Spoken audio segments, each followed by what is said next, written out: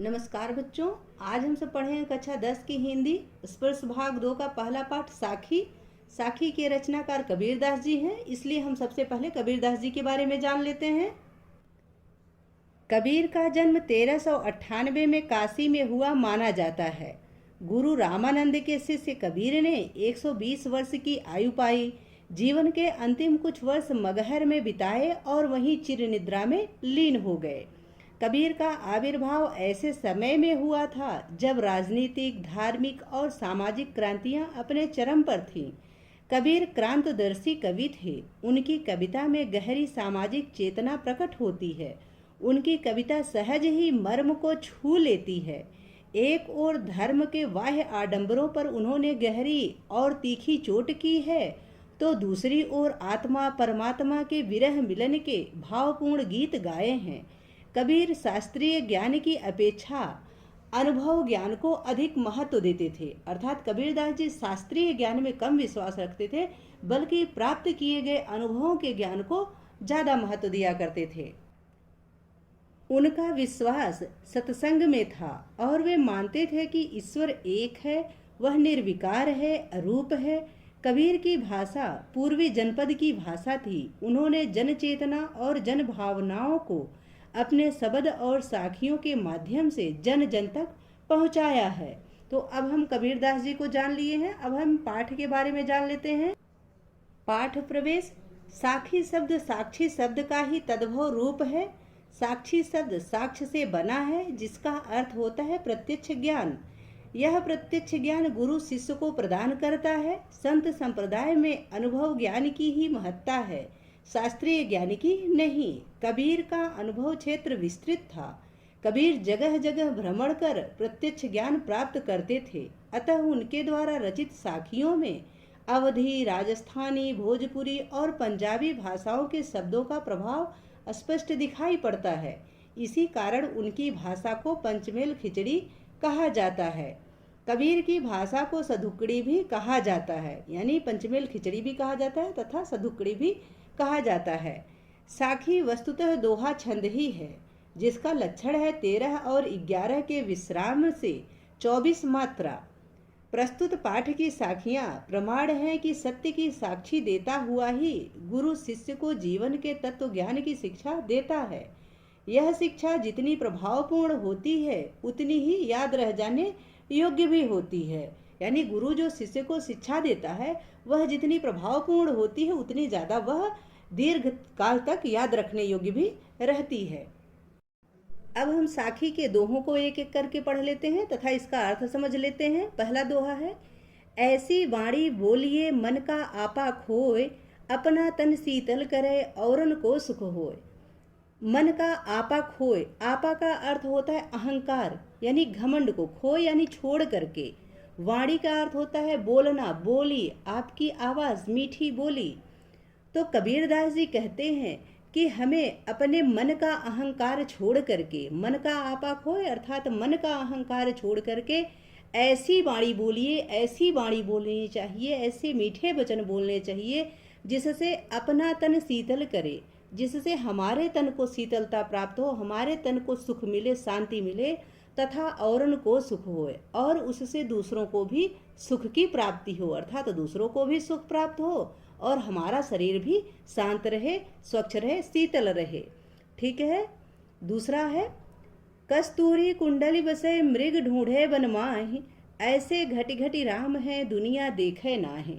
कबीरदास जी कहते हैं कि कस्तूरी जो कीमती वस्तु होती है, सुगंधित वस्तु होती है, वह कस्तूरी हिरण के यानी मृग के कुंडली में ही बसती है। कुंडली का अर्थ होता है नाभि और ढूंढे का अर्थ होता है ढूंढना यानी खोजना। बन माही यानी बन में। कबीरदास जी कहते हैं कि कस्तूरी नामक सुगंधित वस्तु मृग के नाभि में ही बसती है, कुंडली में बसे अर्थात मृग की नाभि में ही बसती है, और वह उसे अज्ञानतावश, क्योंकि वह उससे बेखबर रहता है कि कस्तूरी कहाँ बसती है, यह मृग को नहीं पता होता है, और वह उसे बन बन ढूंढता है। मृग ढूंढे बन माही, और वह उसे वन में ढूंढता है। जो कस्तूरी मृग के नाभि में ही रहती है, उसे वह अज्ञानवश न जानकारी की वजह से वन में जगह जगह ढूंढता फिरता है। उसकी उसी कस्तूरी की खुशबू को वह जंगल जंगल ढूंढता फिरता है, वन वन ढूंढता फिरता है, जबकि वही कस्तूरी उसकी कुंडली में अर्थात उसकी नाभि में ही रहती है। ऐसे घट घट राम है, दुनिया देखे ना है। कबीरदास जी कहते हैं ऐसे ही ठीक इसी प्रकार भगवान राम भी हैं, परमात्मा भी हैं, जो घट घट में वास करते हैं, अर्थात हर जगह है, हमारे मन में है, हमारे तन में है। ईश्वर हर जगह विद्यमान है, जिसे दुनिया नहीं देखती है, और वह उन्हें मंदिरों में, मस्जिदों में तथा जगह जगह तीर्थ स्थानों में ढूंढती फिरती है। जबकि परमात्मा कहाँ है? वो हमारे अंदर है, हमारे मन में है, हमारे तन में है। ठीक है, आगे है, जब मैं था तब हरि नहीं, अब हरि है मैं ना है। सब अंधियारा मिट गया जब दीपक देखा माँ है। कबीरदास जी कहते हैं कि जब मेरे अंदर अहंकार था, मैं का अर्थ होता है अहंकार, जब मेरे अंदर अहंकार था तब हरि नहीं थे। हरि अर्थात ईश्वर परमात्मा, तब भगवान नहीं थे, ईश्वर नहीं थे, परमात्मा नहीं थे। अब हरि है मैं ना है, अब मेरे अंदर परमात्मा का निवास है अर्थात ईश्वर है, तो अहंकार नहीं है। मैं ना ही अर्थात अहंकार नहीं है, यानी अहंकार और परमात्मा दोनों में से कोई एक ही हमारे पास रह सकता है। तो इसलिए कबीरदास जी कहते हैं कि पहले जब मेरे अंदर अहंकार था तब ईश्वर नहीं थे, हरि नहीं थे, अर्थात परमात्मा नहीं थे। अब हरि हैं तो अहंकार नहीं है। सब अंधियारा मिट गया जब दीपक देखा माए। कबीरदास जी कहते हैं कि मेरे अंदर का जो मोह माया का अंधकार था वो सारा मिट गया जब मैंने परमात्मा रूपी दीपक को देखा। जब मैंने परमात्मा रूपी दीपक को देख लिया तो मेरे अंदर का सारा जितना भी मोह माया रूपी अंधकार था वो सारा मिट गया, अर्थात मुझे ईश्वर की प्राप्ति हो गई। ठीक है, अगला है, अगला दोहा है, सुखिया सब संसार है खाए अरु सोवे, दुखिया दास कबीर हैं जागे अरु रोवे। कबीरदास जी कहते हैं कि इस संसार के लोग सांसारिक मोह माया को अपना वास्तविक सुख समझ रहे हैं और इसे ही सांसारिक मोह माया के सुख को ही सुख समझ करके खा रहे हैं और सो रहे हैं, अर्थात अज्ञानवश अज्ञानतावश इस संसार के लोग इस अज्ञान रूपी अंधकार में डूबे हुए हैं और वास्तविक ज्ञान से बहुत दूर हैं, परमात्मा से बहुत दूर हैं। यह सब देख करके कबीरदास जी बहुत दुखी हैं। दुखिया दास कबीर है जागे अरु रोवे। यह सब देख करके कबीरदास जी बहुत दुखी हैं।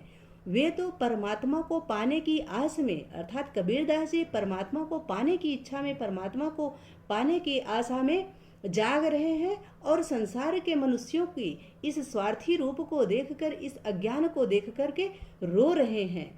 अगला पद्य है, बिरह भुअंगम तन बसे मंत्र न लागे कोय, राम वियोगी ना जीवे जीवे तो बौरा होय। कबीरदास जी कहते हैं कि जिसके तन पर बिरह का सांप लोटता हो, बिरह भुअंगम तन बसे, यानी जिस किसी भी व्यक्ति के तन पर यदि विरह रूपी सांप ने पकड़ रखा है तो उसके ऊपर कोई भी मंत्र काम नहीं करता है, किसी भी मंत्र का जोर नहीं चलता है, किसी भी दवा का असर नहीं होता है, क्योंकि राम वियोगी ना जीवे। राम का वियोगी अर्थात अपने प्रिय से दूर होकर के कोई जीवित नहीं रह सकता, परमात्मा से दूर रह करके कोई जीवित नहीं रह सकता। यदि जीवे तो बौरा हो, यदि वह जीवित रहता भी है तो वह पागल बनकर जीता है, अर्थात पागलों की भांति जिंदा रहता है। आगे है, निंदक नेड़ा राखिए आंगड़ी कुटी बधाए, बिन साबण पानी बिना निर्मल करे सुभाए। कबीरदास जी कहते हैं कि निंदक नेड़ा राखिए, निंदक अर्थात निंदा करने वाले को, आलोचना करने वाले को नेड़ा राखिए। नेड़ा का अर्थ होता है नजदीक, अपने नजदीक रखिए, क्योंकि कहाँ रखिए? आंगन कुटी बंधाए, हो सके तो अपने आंगन में ही उसके लिए कुटी बना करके, उसके लिए घर बना करके उसको अपने पास रखिए। इतने पास रखिए कि उसकी कुटी, उसके घर को अपने घर में ही बना लीजिए, ताकि वह हमेशा आपके पास रहे। जो आपकी आलोचना करता है, आपकी निंदा करता है, उसको आपको अपने नज़दीक रखना चाहिए, क्योंकि ऐसे लोग बिन पानी, बिन साबण पानी बिना निर्मल करे स्वभाव। ऐसे लोग आपके स्वभाव को बिना साबुन, साबुन अर्थात साबुन, और पानी अर्थात पानी, बिना साबुन और पानी के ही आपके स्वभाव को, सुभाय अर्थात स्वभाव को निर्मल कर देते हैं, स्वच्छ कर देते हैं।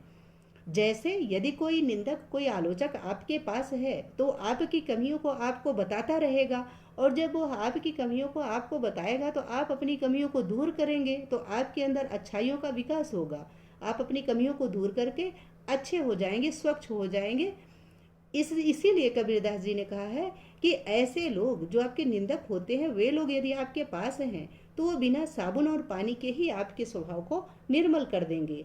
जिस प्रकार हम अपने तन को साफ करने के लिए साबुन और पानी का इस्तेमाल करते हैं, उसी प्रकार यदि निंदक हमारे पास हैं, आलोचक हमारे समीप हैं, तो वो बिना पानी और साबुन के ही हमारे स्वभाव को स्वच्छ कर देंगे, निर्मल कर देंगे, अच्छा कर देंगे। आगे है, पोथी पढ़ी पढ़ी जग मुआ, पंडित भया न कोय, एक आसिर पीव का पढ़े सुपंडित होय। कबीरदास जी कहते हैं, इस संसार के बहुत सारे लोग मोटी मोटी किताबें पढ़ करके, मोटे मोटे ग्रंथ पढ़ करके मर गए। इस संसार के बहुत सारे लोग, बहुत सारे ज्ञानी जो खुद को ज्ञानी कहते थे, मोटी मोटी पुस्तकें पढ़कर, मोटी मोटी किताबें पढ़कर मर गए, परंतु कोई भी, इनमें से कोई भी पंडित नहीं हुआ, कोई भी ज्ञानी नहीं हुआ। एक असिर पीव का पढ़े सुपंडित होए। कबीरदास जी कहते हैं कि यदि किसी ने, किसी व्यक्ति ने ईश्वर प्रेम का एक भी अक्षर पढ़ लिया, ईश्वर प्रेम का एक भी अक्षर पढ़ लिया, तो वह पंडित हो जाएगा, अर्थात वह ज्ञानी हो जाएगा। क्योंकि ईश्वर प्रेम ही एक सच है और इसे जानने वाला ही वास्तविक ज्ञानी है। जो ईश्वर के प्रेम को समझता है वही वास्तविक ज्ञानी है। इसीलिए यदि ईश्वर प्रेम का एक भी अक्षर किसी ने पढ़ लिया तो वह ज्ञानी हो जाएगा। जबकि बड़ी बड़ी पोथी किताबें, मोटी मोटी किताबें पढ़ करके तो बहुत सारे लोग इस संसार के मर चुके हैं और वो ज्ञानी नहीं हुए। ठीक है, अगला है, हम घर जाना आपना, लिया मुड़ाया हाथ, अब घर जालो तास का, जे चले हमारे साथ। तो यहाँ कबीरदास जी कहते हैं कि हमने अपना घर जला लिया है, अर्थात हमने अपने हाथों से अपना घर जला लिया है। इसका मतलब कि हमने अपने हाथों से मोह माया रूपी अपने घर को जलाकर ज्ञान को प्राप्त कर लिया है। ऐसा कबीरदास जी कहते हैं कि उन्होंने अपने मोह माया रूपी घर को जला करके ज्ञान को प्राप्त कर लिया है। लिया मुड़ाया हाथ, अर्थात ज्ञान को प्राप्त कर लिया है। अब उनके हाथों में ज्ञान रूपी जलती हुई मशाल है। लिया मुड़ाया हाथ, अब उन्होंने अपने हाथ में मुड़ाया यानी मसाल ले लिया है। कैसा? ज्ञान रूपी मसाल ले रखा है। उन्होंने अपने अज्ञान रूपी घर को जला करके, अर्थात मोह माया रूपी घर को जला करके ज्ञान को प्राप्त कर लिया है, और अब उनके हाथ में क्या है? ज्ञान रूपी जलता हुआ मसाल है। अब घर जानो तास का, जे चले हमारे साथ। कबीरदास जी कहते हैं, अब तो उनका घर जलाऊंगा, अब मैं उनका घर जलाऊंगा जो हमारे साथ चलना चाहते हैं।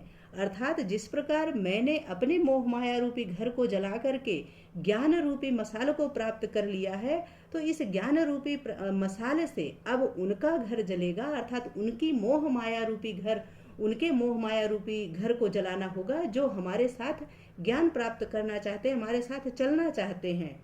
अर्थात उसे भी, जो ज्ञान को प्राप्त करना चाहता है, उसे भी मोह माया रूपी अपने इस घर को जलाना होगा, तभी उसे भी ज्ञान की प्राप्ति हो सकेगी। ठीक है, आशा है कि यह पाठ आप सबको अच्छे से समझ में आ गया होगा। अब हम इसका अभ्यास कार्य देख लेते हैं। यहाँ पाठ से संबंधित शब्दार्थ दिया गया है, तो आप इसको यहाँ से देख लें। प्रश्न अभ्यास क है, निम्नलिखित प्रश्नों के उत्तर दीजिए। तो नीचे लिखे गए प्रश्नों के उत्तर देने हैं। इनके उत्तर हमने कॉपी में लिख रखा है, तो आपको वहां से दिखाते हैं। पहला प्रश्न है, मीठी बाणी बोलने से औरों को सुख और अपने तन को शीतलता कैसे प्राप्त होती है?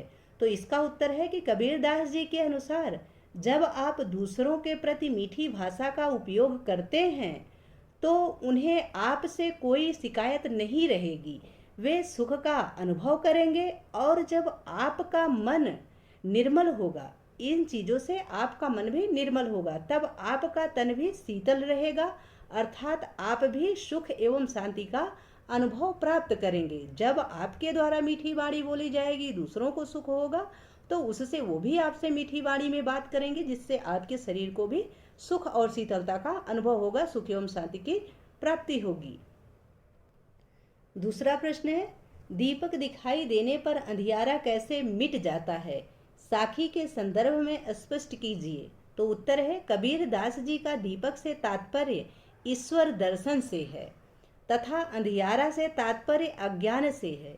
यहाँ ईश्वर को सर्वोच्च ज्ञान कहा गया है, अर्थात जब किसी को सर्वोच्च ज्ञान का दर्शन हो जाता है, परमात्मा का दर्शन हो जाए, तो सारा अज्ञान दूर हो जाता है। ठीक है, अगला प्रश्न है तीसरा, ईश्वर कण कण में व्याप्त है पर हम उसे क्यों नहीं देख पाते हैं। जब ईश्वर कण कण में व्याप्त है, हर जगह व्याप्त है, तब हम उसे क्यों नहीं देख पाते हैं। तो इसका उत्तर है, कबीर दास जी कहते हैं कि ईश्वर तो कण कण में व्याप्त है, पर हम अपने अज्ञान के कारण, अपनी अज्ञानतावश उसे देख नहीं पाते, क्योंकि हम ईश्वर को अपने मन में ढूंढने के बजाय मंदिरों और तीर्थों में ढूंढते हैं। हम मंदिर, मस्जिद, गुरुद्वारा इत्यादि में हम जगह जगह ईश्वर को ढूंढते हैं, जबकि ईश्वर का वास तो हमारे अंदर है। ईश्वर परमात्मा तो हमारे अंदर है, हमारे तन में है, हमारे मन में है। तो यदि हम उनको अपने मन में ढूंढेंगे तब हम उनको प्राप्त कर सकते हैं। जब हम उनको मंदिरों में, मस्जिदों में, गुरुद्वारे में इत्यादि जगह ढूंढते हैं, तब हम उनको नहीं प्राप्त कर सकते हैं। चौथा प्रश्न है, संसार में सुखी व्यक्ति कौन है और दुखी कौन। यहाँ सोना और जागना किसके प्रतीक हैं, इसका प्रयोग यहाँ क्यों किया गया है, स्पष्ट कीजिए। तो उत्तर है, कबीर दास के अनुसार संसार के वे सभी व्यक्ति जो बिना किसी चिंता के जी रहे हैं वे सुखी हैं, तथा जो ईश्वर के वियोग में जी रहे हैं वे दुखी हैं। यहाँ सोना अज्ञान का तथा जागना ईश्वर प्रेम का प्रतीक है। इसका प्रयोग यहाँ इसलिए हुआ है क्योंकि कुछ लोग अज्ञानतावश बिना चिंता के सो रहे हैं, तो कुछ लोग ईश्वर को पाने की आशा में, अर्थात ईश्वर को पाने की इच्छा में, ईश्वर को पाने की आशा में सोते हुए भी जाग रहे हैं, जग रहे हैं। ठीक है, अगला प्रश्न है पांचवा, अपने स्वभाव को निर्मल रखने के लिए कबीर ने क्या उपाय सुझाया है। तो इसका उत्तर है कि अपने स्वभाव को निर्मल रखने के लिए कबीर ने निंदा करने वाले व्यक्तियों को, अर्थात आलोचकों को अपने आसपास रखने का उपाय सुझाया है। कबीर दास जी के अनुसार जब निंदा करने वाला व्यक्ति आपको आपकी कमियां बताएगा, तब आप अपनी कमियों को दूर करके अपना स्वभाव निर्मल बना सकते हैं, अपना स्वभाव स्वच्छ बना सकते हैं, अच्छा बना सकते हैं। छठा प्रश्न है, एक आसिर पीव का पढ़े सुपंडित होए, इस पंक्ति द्वारा कवि क्या कहना चाहता है।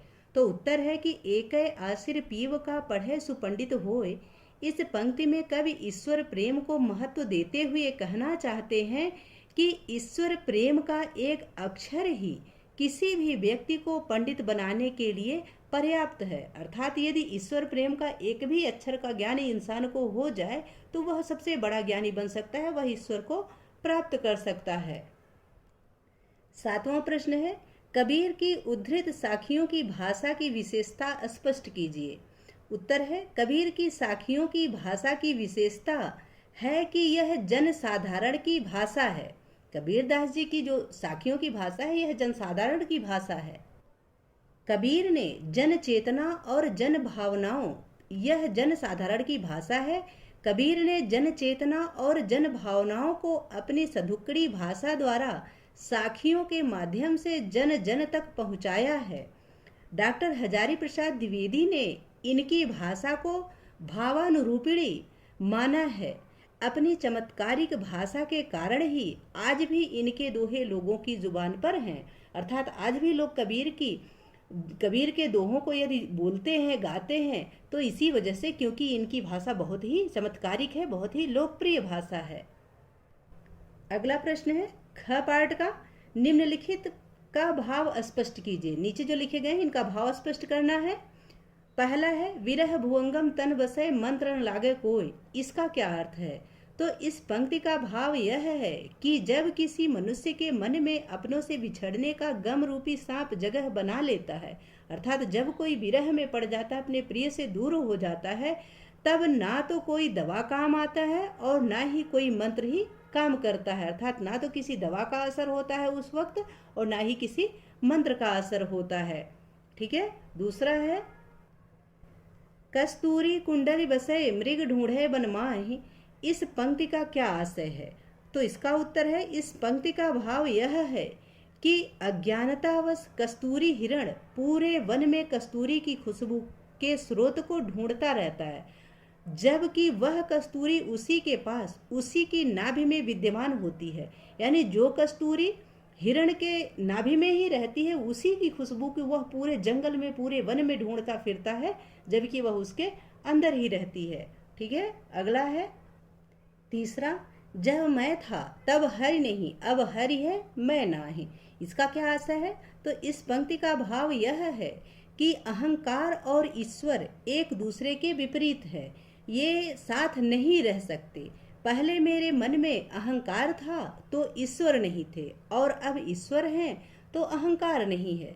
अर्थात ईश्वर और अहंकार दोनों एक साथ मन में नहीं रह सकते, व्यक्ति के अंदर नहीं रह सकते। तो वही कबीरदास जी कहते हैं कि जब मेरे अंदर अहंकार था तो ईश्वर नहीं थे, अब ईश्वर हैं तो अहंकार नहीं है।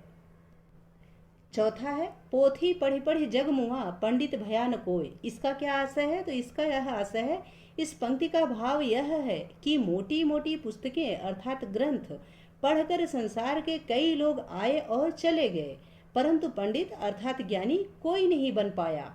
पंडित यानी ज्ञानी बनने के लिए तो ईश्वर प्रेम का एक अक्षर ही पर्याप्त है। यदि किसी को ईश्वर प्राप्ति का एक अक्षर भी ज्ञान हो जाए, एक अक्षर का भी ज्ञान हो जाए, तो वह ज्ञानी बन सकता है। परंतु मोटी मोटी पुस्तकें पढ़ के, तरह तरह के ग्रंथ पढ़ के कोई ज्ञानी नहीं बन सकता है। आगे है भाषा अध्ययन। पहला प्रश्न है भाषा अध्ययन का कि पाठ में आए निम्नलिखित शब्दों के प्रचलित रूप उदाहरण के अनुसार लिखिए। उदाहरण जैसे जीवे यानी जीना, तो यहाँ औरन, माह, देखा, भुवंगम, नेड़ा, आंगण, साबण, मुआ, पीव, जालों, ताश, ये सारे शब्द दिए गए हैं। आपको इनका हिंदी लिखना है, यानी मानक हिंदी में इनको लिखना है। तो इसका उत्तर है औरन यानी औरों को, माह यानी अंदर अर्थात में, देखा यानी देखा, भुवंगम यानी भुजंग यानी सांप, नेड़ा, नेड़ा का अर्थ होता है निकट, आंगण, आंगण का अर्थ होता है आंगन में, साबण, साबण का अर्थ होता है साबुन, मुआ यानी मर गया यानी मरा, पीव, पीव का अर्थ होता है प्रिय, प्रेमी, प्रियतम, जालों, जालों का अर्थ होता है जलाऊं, ताश यानी उस अर्थात उसका, दूसरे का, जो अपने साथ कबीरदास जी के साथ चलना चाहता है उसका। ठीक है। आगे है योग्यता विस्तार। योग्यता विस्तार। पहला प्रश्न है कि साधु में निंदा सहन करने से विनयशीलता आती है तथा व्यक्ति को मीठी व कल्याणकारी वाणी बोलनी चाहिए। इन विषयों पर कक्षा में परिचर्चा आयोजित कीजिए। तो इसको विद्यार्थी स्वयं करें, आप अपनी कक्षा में इस पर चर्चा परिचर्चा आयोजित कीजिए। दूसरा प्रश्न है कस्तूरी के विषय में जानकारी प्राप्त कीजिए। तो कस्तूरी क्या होती है, इसके विषय में आप जानकारी प्राप्त कीजिए। मुझे जो ज्ञान है वो मैं आपको दिखा देती हूँ। कस्तूरी के विषय में जानकारी प्राप्त कीजिए। इसका उत्तर है कि मृगों की एक प्रजाति होती है कस्तूरी मृग, यानी कस्तूरी मृग एक मृग की एक प्रजाति है, एक जाति होती है।